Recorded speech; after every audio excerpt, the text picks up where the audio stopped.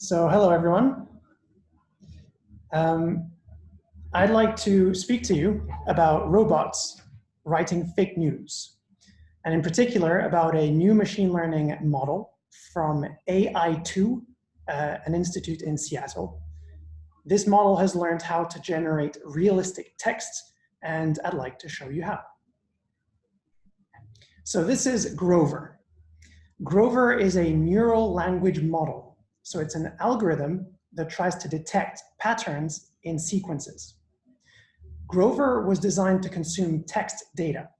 So in other words, Grover likes to read a lot. Luckily, the internet is full of text content.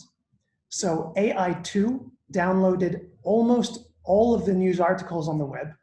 And for us humans, this is an insane amount of data, right? More than twice the size of Wikipedia. And then they fed all of these articles to Grover. And Grover is a very attentive reader. For each word, it'll stop and it'll try to guess the next word. Depending on if the prediction was correct, Grover improves its pattern detection machinery. How? Well, Grover thinks in probabilities. So for a given context, it tries to return the likelihood of the next word. And it learns these odds by detecting patterns in the sentence. So a colleague's apology is more likely than a colleague's violin because of the word congresswoman. At first, Grover retains obvious patterns like punctuation or grammar, but eventually it captures semantics and style. When reading millions of news articles, language can be reduced down to simple statistics. Sorry for Noam Chomsky. Once it remembers these patterns and probabilities, Grover is ready to speak. Word by word, it randomly selects a highly probable next term. This chains together entire sentences that sound like realistic news because that's what Grover read from. If we give Grover a sentence to start with, it can continue the text style and content. So here's a real example of Grover in action, where we provide this prompt: 9 civilians killed as conflict escalates at the border between Armenia and Azerbaijan. And here's what Grover comes up with to continue. The attack occurred around 10 p.m. Azerbaijani time, according to the residents of Nagorno-Karabakh and the local residents living near the ceasefire fire.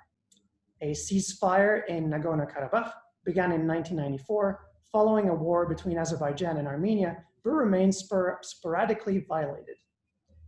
So there's something really creepy and uncanny about these generations. Keep in mind, though, that Grover doesn't think. Its fake news seem realistic, but they're random, right? They cannot be shaped into a particular message. So how do we use this to influence and manipulate when there's no underlying intent? Well, in 2020, disinformation is most harmful at scale.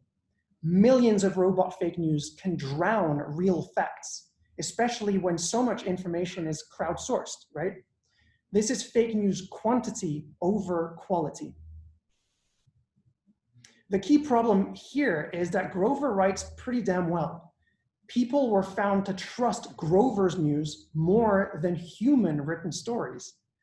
And if we can't tell the difference, how are we supposed to defend against its invasive content? Well, the unlikely hero is actually Grover itself.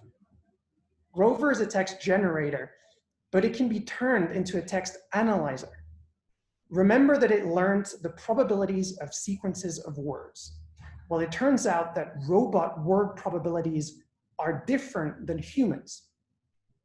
So Grover can detect patterns and infer the likelihood of each word in a sentence. When looking at the big picture, the distribution of robot written content contains statistical artifacts. These stem from the original text generation algorithm. In other words, does this graph look scary and confusing? It sure does to me. And that's the point. Grover does statistics better than you and me. And for Grover, it's pretty obvious when the writer is a robot. And since Grover is software, it can be scaled up as a proper defense system against generated content. So to wrap up, we saw that Grover can write fake news. This is a problem because they're pretty good and we can't tell the difference with real news. And the unlikely solution is to use Grover itself to detect these robot-generated fake news. I want to finish on 3 open questions.